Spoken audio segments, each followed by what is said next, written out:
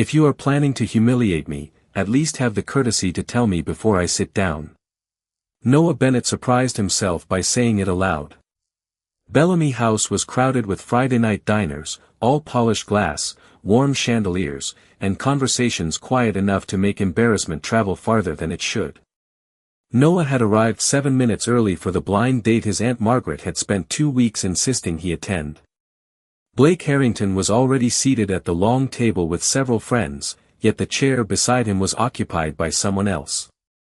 Noah's cream place card had been moved nearly 6 feet away, beside the corner where servers passed toward the kitchen. Blake glanced at him and smiled without warmth. "Do not make this dramatic, Noah. We are still having dinner." Noah looked at the card in his hand. "Were we?" One of Blake's friends suddenly became fascinated with his water glass. Another looked away. Blake leaned back comfortably. "Your aunt asked my family to give this a chance. I agreed. I think that was generous enough." The sentence landed harder because Blake said it casually, as though generosity were the only reasonable explanation for why an alpha like him would spend an evening with an omega like Noah. Noah had heard softer versions of that judgment before. Be realistic. Do not be difficult. Sometimes attention is an opportunity. Margaret had repeated those ideas often enough that Noah had almost mistaken them for advice. Tonight, standing beside a chair nobody wanted near the center of the table, he finally heard what they really meant. Accept the place you are given. Noah looked at Blake. Then I appreciate you clearing something up. Blake frowned. What? Noah lifted the place card. Neither of us needs to waste another hour pretending this is a date. A few conversations nearby seemed to fade. Blake's expression tightened with surprise, not because Noah had insulted him, but because Noah was leaving. You are seriously walking out? Yes. You might want to think about that. Opportunities like this do not happen every week. Noah felt the old instinct to apologize rise inside him. He ignored it. Then your calendar should recover quickly. He turned toward the entrance. He had taken 4 steps when a deep voice carried across the restaurant. Bennett. Noah stopped. At a private table near the windows stood Adrian Cole. Even Noah recognized him. 36, controlled, impeccably dressed, and surrounded by the kind of reputation Manhattan discussed carefully. People called him a Mafia Alpha when they thought he could not hear them. Blake went unusually quiet. Adrian crossed the room but stopped several feet from Noah. His gray eyes moved briefly toward the cream card in Noah's hand, then returned to his face. Before you leave, I would like to offer you another table. Noah stared at him. Why? Behind them, Blake gave a short, disbelieving laugh. You cannot be serious. Him. Adrian did not even turn around. I am. Blake stood. You do not know anything about him. Adrian's expression remained calm. I know he had enough self-respect to leave. The room seemed impossibly still. Noah's heartbeat quickened as Adrian finally looked toward Blake. You had your choice. Then Adrian returned his attention to Noah. Now I have mine. He paused, giving Noah enough time to walk away if he wanted. I choose him. Noah did not move toward Adrian's table. The silence around them had become almost theatrical, and that alone made him suspicious. He looked from Adrian to Blake, then back again. If this is some competition between the two of you, leave me out of it. Blake gave a humorless laugh, but Adrian remained still. It is not a competition. You just announced your choice to half the restaurant. That was poorly phrased. The admission caught Noah off guard. Powerful men rarely corrected themselves that quickly. Adrian glanced toward Blake's table. He has been trying to arrange a business meeting with me for months. Watching him realize that his opinion does not control this room was admittedly satisfying. Noah's expression hardened. So I am useful to you too. For approximately 30 seconds. Adrian met his eyes. That is not why I stopped you. Noah folded his arms. Then why did you? Adrian nodded toward the cream place card still trapped between Noah's fingers. Because everyone at that table expected you to sit down after they made it clear you were not welcome. You did not argue. You did not ask them to reconsider. You picked up your card and left. Noah swallowed. Of all the things Adrian could have noticed, that was the one Noah had not expected. Maybe I was embarrassed. You were. Adrian said it without judgment. You left anyway. Behind them, Blake muttered something Noah could not hear. Adrian ignored him completely. Instead, he stepped slightly aside, leaving an unobstructed path to the entrance. You can still go home. Or you can have dinner with me. Either choice is yours. He extended one hand, palm open. Noah stared at it. Every instinct told him that accepting would transform tonight into another story about a powerful alpha deciding where an omega belonged. So Noah did not take Adrian's hand. He walked past it. For one terrible second, he expected Adrian's expression to change. It did not. Adrian simply lowered his hand. Noah continued toward the private table near the windows and chose the chair across from Adrian rather than the one beside him. When Adrian joined him, Noah placed the cream card face down on the table. I am staying for dinner, Noah said. That does not mean I owe you anything. Agreed. Not gratitude. No.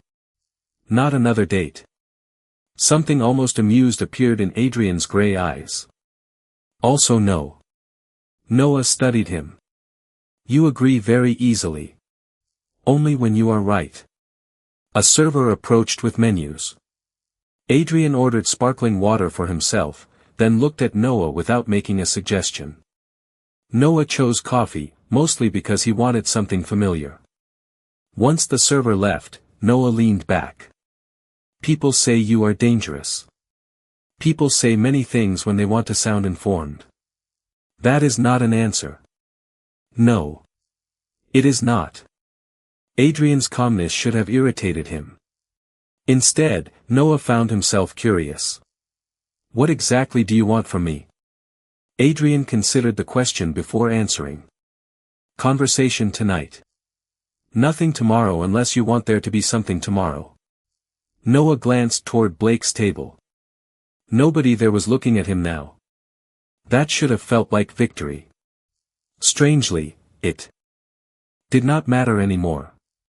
You know, Noah said, I was already leaving before you stood up. Adrian's expression softened. I know. So you did not rescue me. Noah, I would never insult you by pretending I did. For the first time that evening, Noah smiled without forcing it. Adrian noticed, but he did not claim that either. He simply opened his menu and asked, now that we have established you owe me absolutely nothing, are you hungry? Noah looked at the face-down place card beside his hand, then pushed it farther away. Actually, he said, I am starving. 3 mornings later, Noah found a cream envelope beside his keyboard at the accounting firm, and for several seconds he simply stared at it. There was no expensive gift, no dramatic bouquet, and no assistant waiting nearby. Inside was a short handwritten note from Adrian inviting him to coffee at a midtown cafe on Saturday morning. The final sentence made Noah read it twice. You owe me neither attendance nor an answer. Noah almost laughed. Even Adrian's invitations came with an exit. On Saturday, Noah arrived 15 minutes late on purpose. Adrian was already seated beside the window in a dark sweater and charcoal coat, looking considerably less intimidating without Bellamy House and half of Manhattan watching him. You waited, Noah said. You were invited. Most people would have texted after 5 minutes. You had my number. Noah sat across from him. That is annoyingly reasonable. I have been accused of worse. Noah ordered coffee, then decided not to waste time. How much did you investigate me? Adrian's expression remained neutral. Your employer, professional credentials, and information available through ordinary public sources. Nothing else? Nothing else. You expect me to believe a man with your resources stopped there? Yes. Noah leaned forward. Why? Adrian lifted his coffee. Curiosity is not permission. The answer disrupted every question Noah had prepared. He looked toward the window, watching pedestrians hurry along the sidewalk. You make it difficult to dislike you. I did not realize that was today's objective. Noah laughed before he could stop himself. Over the next hour, the conversation moved toward work. Noah explained forensic accounting, how repetitive transactions could reveal patterns that polished reports concealed, and how executives sometimes assumed complicated language could make simple numbers disappear. Adrian listened closely. So you look for what people hope nobody notices. Usually. That sounds familiar. Noah narrowed his eyes. Was that a reference to Bellamy House? Possibly. You are getting less subtle.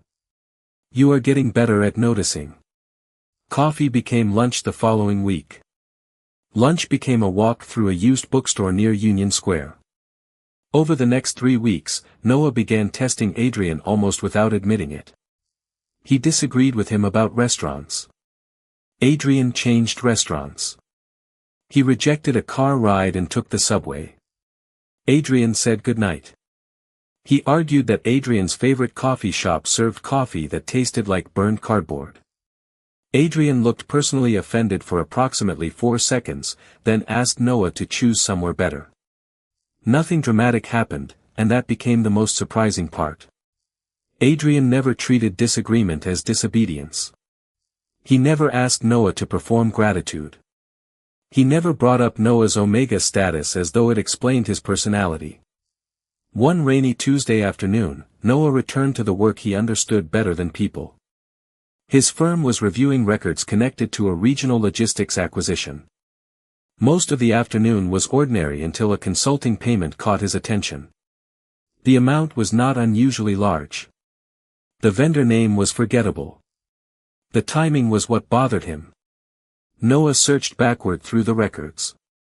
31 days earlier, another consulting payment appeared under a slightly different description. 31 days before that, another. He opened additional files. One vendor became 3, then 5. Noah's coffee sat untouched as rain traced the office windows. By 7 that evening, he had built a transaction timeline across 2 monitors. Then he opened the ownership records for the 5th vendor and stopped moving. Cross-Meridian Logistics appeared on the acquisition documents. Adrian's company. Noah checked everything again. A connection was not proof. A pattern was not guilt. Personal trust was certainly not evidence. He reached for his phone anyway. Adrian answered on the second ring. Noah. I found something. Silence followed. Something connected to Cross-Meridian. Adrian's voice became serious. What do you need? Noah looked at the repeating payments glowing across his monitors. For you to understand that if these numbers lead somewhere you do not like, I am still going to follow them. Adrian did not hesitate.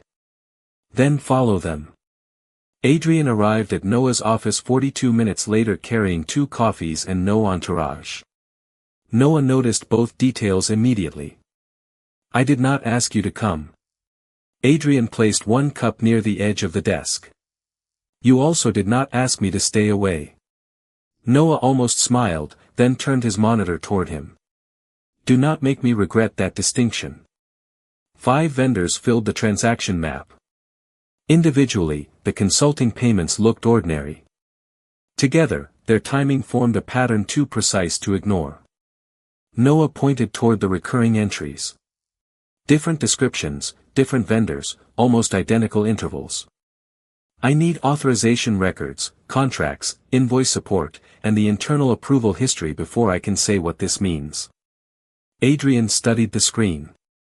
Can you access those legally through the acquisition review? Some. Not everything. Then I will authorize the rest through counsel and your firm's engagement team. Noah looked at him sharply. Not through me personally. Agreed. And I do not want selected records. You will receive whatever the formal scope permits. Adrian paused. If the scope needs expansion, we document that too. Noah had expected resistance. Instead, by 9 the next morning, Cross Meridian's legal department had established a controlled data room for Noah's firm. The records did not provide a dramatic confession. They provided something more useful: names.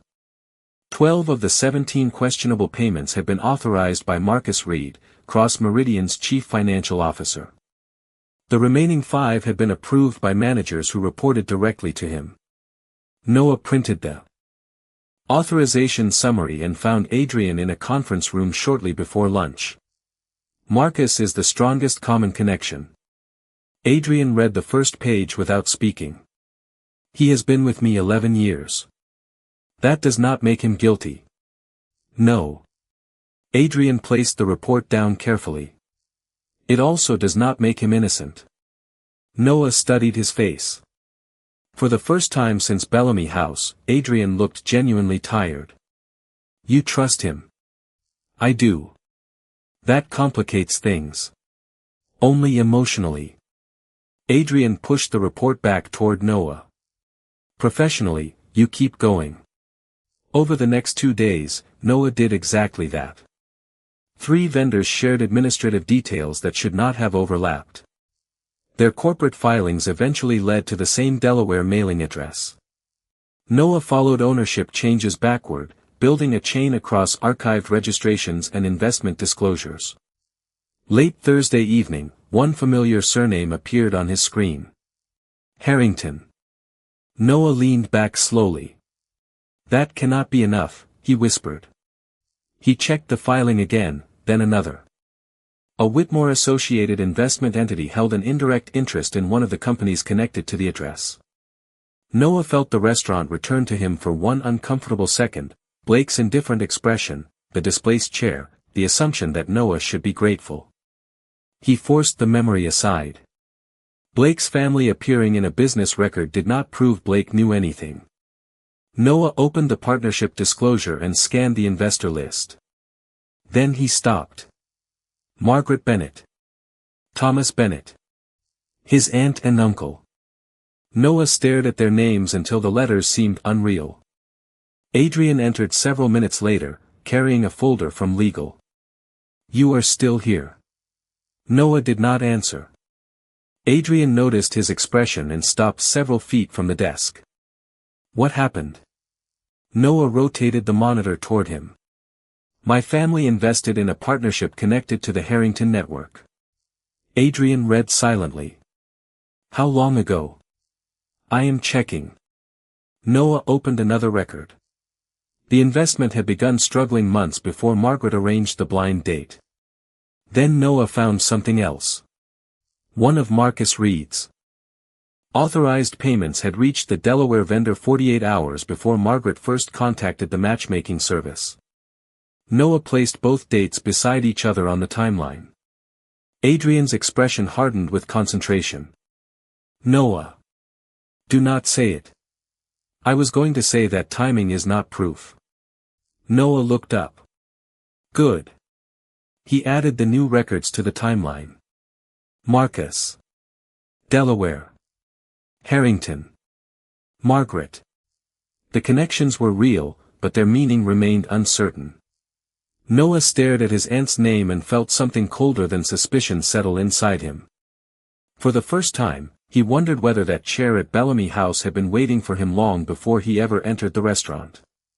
By Friday morning, Noah had stopped thinking of the investigation as a line leading toward one guilty person. It looked more like a web, and Marcus Reed remained at its center. Every suspicious payment had either his authorization or the approval of someone reporting to him.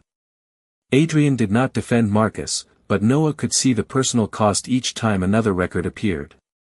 11 years is a long time to trust someone, Noah said as they reviewed the latest timeline. Adrian kept his eyes on the documents. That is why evidence matters more than what I want to believe. Noah was about to answer when another timestamp caught his attention. He opened Marcus's travel records, then compared them against the authorization history. 3 approvals had been entered while Marcus was attending a logistics conference in Singapore. That is possible remotely, Adrian said. Yes, but look at the login records. Noah enlarged the access history. The approvals had originated from Manhattan. Adrian leaned closer without touching the keyboard. Someone used his credentials. Possibly. Or the records were processed under delegated authority. I need more before I decide. The discovery changed Marcus from obvious answer to uncertain suspect. By afternoon, Noah had requested additional access logs through the formal review process. His phone vibrated while he waited. A coworker had sent him a message asking whether rumors were true that Adrian had personally opened cross meridians records because Noah was special to him. Noah read it twice, then placed the phone face down. Adrian noticed. Problem. Perception. Noah showed him the message. If this investigation becomes important, somebody will say my conclusions were purchased with access you gave me. Adrian's expression cooled. I can address that. No. Noah's answer came immediately. You cannot solve questions about your influence by using more influence. Adrian considered that, then nodded. What do you need? Independent oversight. My firm, your legal department, and reviewers who answer to neither of us. Done. You agreed too quickly. You are right again. Noah almost smiled. By Monday afternoon, the structure was formally documented. Every material finding would be preserved through controlled channels and provided to designated legal and board reviewers. Adrian could see the results, but he could not privately decide what disappeared. Noah signed the updated engagement documentation and felt something inside him settle. At Bellamy House, Adrian's power had changed how a room treated Noah. Here, Adrian was proving something more difficult. He was willing to limit that power. The next breakthrough came Tuesday evening. Noah returned to the Delaware ownership trail and followed an older corporate filing that had previously seemed irrelevant. The Harrington connection was stronger than he first realized. A representative from the Harrington Investment Network had exchanged documented business correspondence with Cross Meridian's finance office shortly before the first suspicious payment. Noah searched the communication index for the responsible executive. Marcus's name appeared, but so did a delegation record from another senior finance officer. The chain was widening again. Then Noah opened the partnership documents connected to Margaret and Thomas Bennett. Their investment group had received a notice about revised financing terms 6 days after the suspicious payment. 2 days later, Margaret had contacted the matchmaking service. Noah sat completely still. Adrian entered the conference room and stopped when he saw the timeline. Another connection. Noah pointed to the dates. Payment. Financing notice. Matchmaking contact. Adrian studied them carefully. Still circumstantial. I know. Noah looked at his aunt's name. But now I need to know what she knew. Adrian pulled out the chair opposite him but did not sit until Noah nodded. Do you want me involved? Noah thought about the question. Weeks earlier, he might have mistaken protection for safety. Now he understood the difference. Not with my family. Adrian accepted the answer immediately. Noah closed the financial file and reached for his coat. The numbers had taken him as far as numbers could go. Whatever came next would require him to sit across from Margaret Bennett and ask why a business problem had been followed, 8 days later, by a blind date involving her nephew. Noah reached his aunt and uncle's Upper East Side apartment shortly after 7 that evening with a plain folder tucked beneath his arm. Margaret Bennett opened the door smiling, but the expression faded when she noticed the folder. You said you wanted to talk. I do. Thomas Bennett was already in the living room. Noah declined coffee and sat across from them at the polished table where Margaret had first shown him Blake Harrington's photograph weeks earlier.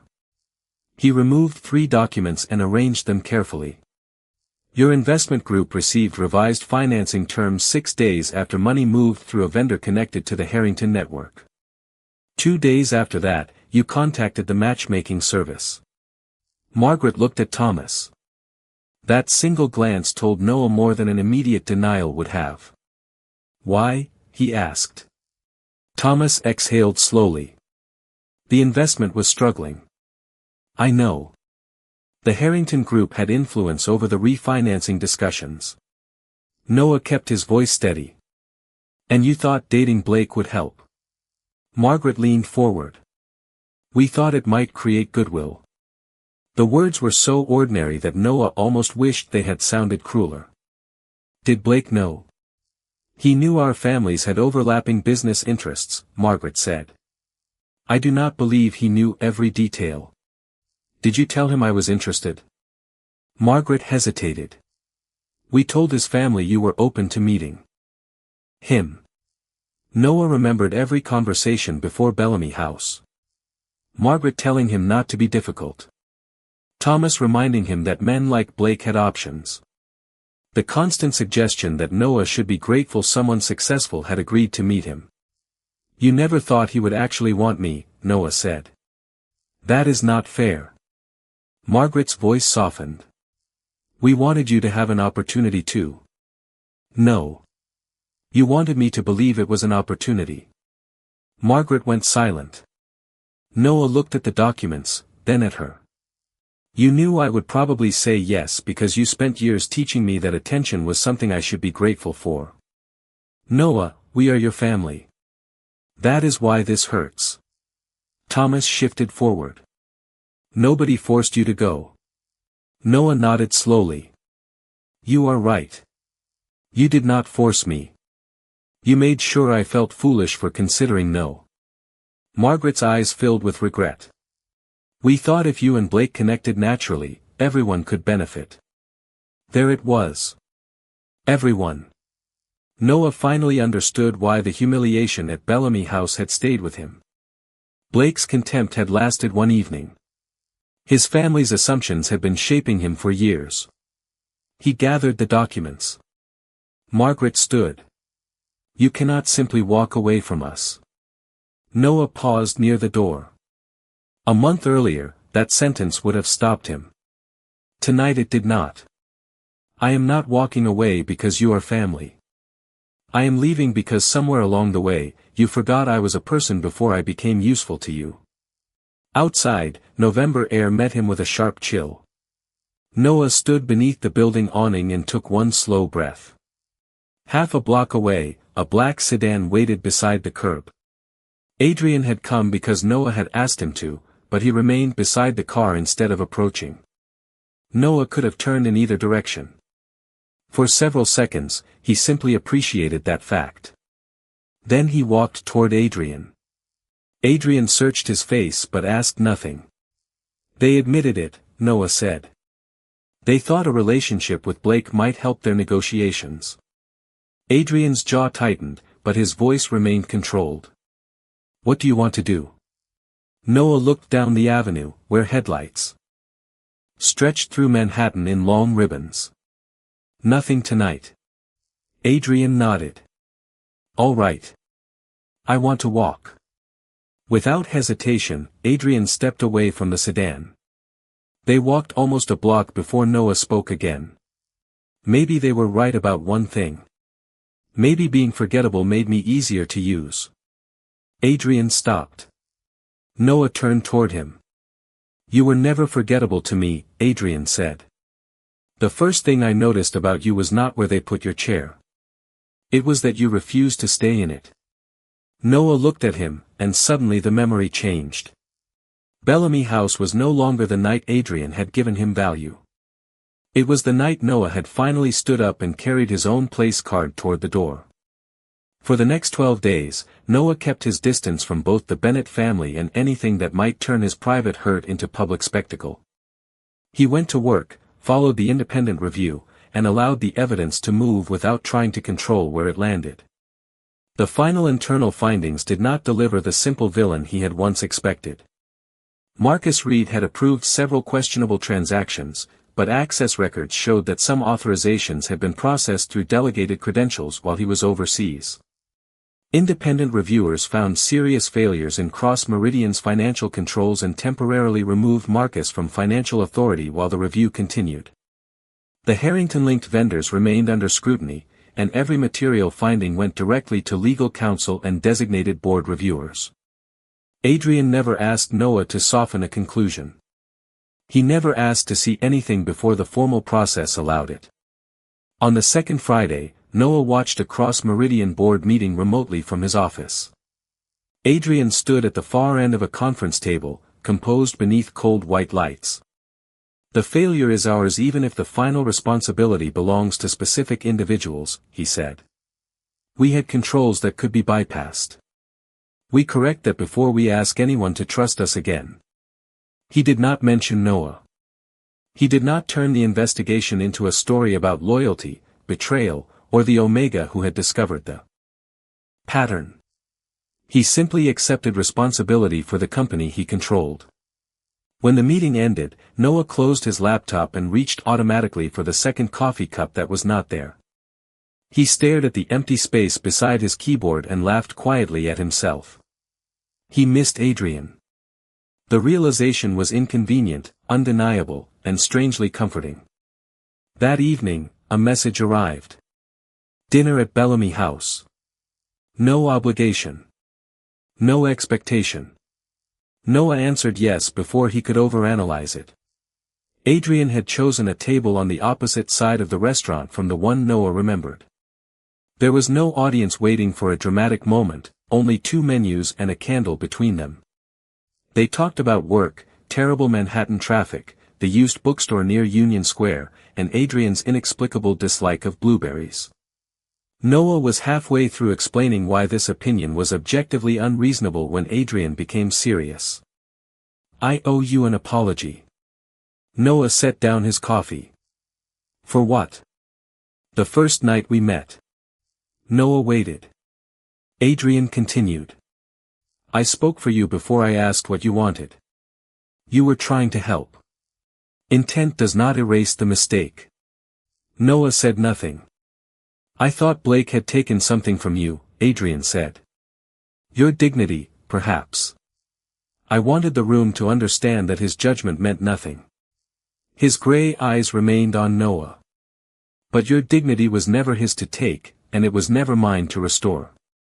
Noah felt the words settle somewhere deeper than he expected. Adrian leaned back, leaving the space between them untouched. "What I want now is much less dramatic." "That sounds suspicious." Adrian smiled. "Coffee. Ordinary mornings. Arguments about restaurants. Listening to you explain financial irregularities until I regret asking." Noah laughed. "You already regret asking." "Frequently." Then Adrian's expression softened. "I want to know you when neither of us needs anything from the other." Noah looked at him carefully. "And what do you expect from me tonight?" "Nothing. Not even an answer. Especially not an answer." Outside Bellamy House, Adrian said goodnight and walked toward his car alone. Noah remained beneath the warm entrance lights as the sedan disappeared into traffic. Nobody was waiting to tell him which direction to go. Nobody was asking him to be grateful. Nobody was choosing his next step. Noah turned toward home and began walking through the cold Manhattan evening. For the first time, uncertainty did not feel like rejection. It felt like freedom. 3 weeks passed before Noah saw Adrian again. The distance had not been punishment, and that was precisely why Noah valued it. Adrian sent no extravagant gifts, made no unexpected appearances, and never demanded the answer Noah had not been ready to give. Noah worked, rebuilt ordinary routines, and spoke to Margaret only once, calmly explaining that forgiveness and access to his life were separate decisions. The independent Cross Meridian review continued without him influencing its conclusions. By the time Noah received an invitation to a charity dinner supporting youth education programs across New York City, his life felt quieter than it had in months. He entered the Midtown Hotel ballroom alone in a midnight blue suit, handed his coat to the attendant, and walked beneath crystal chandeliers without wondering whether anyone approved of him. Then he saw Blake Harrington near the bar. For half a second, Bellamy House returned with uncomfortable clarity, the displaced chair, the cream place card, the laughter that had almost made Noah feel small. Blake noticed him too. His expression shifted as though he expected anger, embarrassment, or perhaps a confrontation. Noah gave him a polite nod and continued walking. Nothing happened. That surprised Noah more than anything. Blake no longer possessed enough importance to ruin even 30 seconds of his evening. Near another group of guests stood Margaret. Their eyes met. She offered a cautious smile, and Noah returned a small one without changing direction. He did not hate her. He simply no longer confused family with unlimited permission. Then Noah looked toward the ballroom windows and stopped. Adrian stood roughly 40 feet away speaking with 3 Cross Meridian board members. He wore a dark suit, his posture composed, his attention apparently fixed on the conversation. Until his gray eyes found Noah across the room. Something changed in Adrian's face. Not possession. Not triumph. Hope. Noah waited instinctively for Adrian to approach. He did not. Adrian finished the conversation, shook hands with the board members, and stepped away from them. Then he remained beside the windows. Noah understood immediately. Adrian was leaving the distance between them untouched. The realization made Noah smile. He began walking. 20 feet. 15. 10. With every step, he remembered another version of himself carrying a place card toward a restaurant exit because staying had finally hurt more than leaving. That night, courage had meant walking away. Tonight, courage meant knowing he could walk toward someone without surrendering himself. When Noah stopped in front of Adrian, neither man spoke for several seconds. "You waited," Noah finally said. Adrian's mouth curved slightly. "I am developing a reputation for that." Noah laughed. "You could have come over. I could have. But you did not." Adrian looked at him steadily. "I did not know what you wanted." There it was again. Choice. Noah glanced across the ballroom. Blake was speaking with someone else. Margaret had disappeared into the crowd. Neither mattered now. For a while, Noah said, "I thought the important thing about that first night was that someone like you publicly chose someone like me." Adrian remained silent. "Then I thought about everything that happened afterward. The coffee invitation. The investigation. My family. Every time you could have decided something for me, you stopped." Adrian's expression softened. "I was trying to learn. So was I." Noah looked directly into his eyes. "I learned that being chosen can feel wonderful, but it cannot be the reason I believe I have value." Adrian nodded once. "It should never be." Noah felt strangely calm. "There is something else I learned." "What?" Noah smiled. "I do not need you to choose me anymore." For the first time since Noah had known him, Adrian looked genuinely uncertain. Noah let the silence remain for one heartbeat before continuing. "Which means I finally know what I want to do when the choice is mine." Noah held Adrian's gaze while the ballroom continued moving around them, filled with quiet conversations, soft music, and the gentle clink of dinnerware. Adrian said nothing, giving Noah the same space he had offered him for weeks. Noah realized that silence no longer frightened him. He did not need Adrian to complete the sentence, rescue the moment, or make the decision easier. "That night at Bellamy House, you chose me before I knew how to choose myself," Noah said. "I thought that was what changed everything." Adrian's gray eyes remained fixed on him. "It was not." "No. What changed everything was what happened afterward." "You let me disagree with you." You let me investigate your company. You accepted boundaries even when they limited your power. You let me walk away when I needed to think. Noah smiled faintly. You kept proving that wanting me did not mean owning my decisions. Adrian drew a slow breath. Noah, if you are saying this because you think I have waited long enough, then you still owe me nothing. Noah laughed softly. You really are committed to making this difficult. I am committed to making it yours. The answer settled the last uncertainty inside him. Noah glanced across the ballroom one final time. Blake stood near the bar, no longer watching. Margaret was seated several tables away. Months ago, Noah might have measured himself through their reactions. Tonight, neither approval nor regret could change what he knew about himself. He turned back to Adrian. Then listen carefully, because this part is mine. Adrian became perfectly still. I choose you. For once, Adrian Cole had no immediate answer. The powerful alpha who could silence a room with a glance simply stared at Noah, visibly caught between surprise and happiness. Noah grinned. You could say something. Adrian finally smiled. I was trying not to ruin the moment. That might be impossible now. Then I will take the risk. Adrian extended his hand, palm open, exactly as he had during their first night together. He did not reach farther. He did not close the remaining inches. Noah remembered staring at that same gesture at Bellamy House and refusing it because he needed to prove that he could cross the room by himself. Now he knew he could. That was precisely why taking Adrian's hand meant something different. Noah placed his hand in Adrian's voluntarily. Adrian's fingers closed around his with quiet care. No applause followed. No room fell silent. Nobody needed to witness it for the choice to matter. Dinner? Adrian asked. Noah looked toward their table. Only if I choose my own chair. Adrian laughed, warm and unguarded. I would not dare choose it for you. They walked across the ballroom side by side. When they reached the table, Noah deliberately selected the chair with the best view of the Manhattan skyline. Adrian took the seat opposite him without argument.